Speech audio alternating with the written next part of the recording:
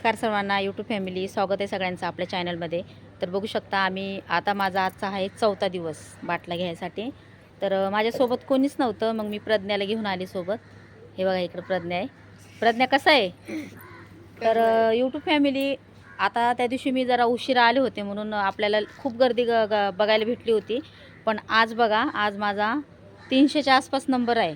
पण गाडी येणार आहे का नाही माहीत नाही अजून. आली तर एकदम एक नंबर होईल, कारण लईच पळापळी व्हायला लागली. एक तर झोप पण भेटत नाही आहे आणि आराम पण भेटत नाही, नुसतं पळापळी होत आहे. तर बघू शकता तुम्ही, आम्ही तसंच उठून आलो दोघीजणी, कारण माझ्यासोबत कोणी नव्हतं.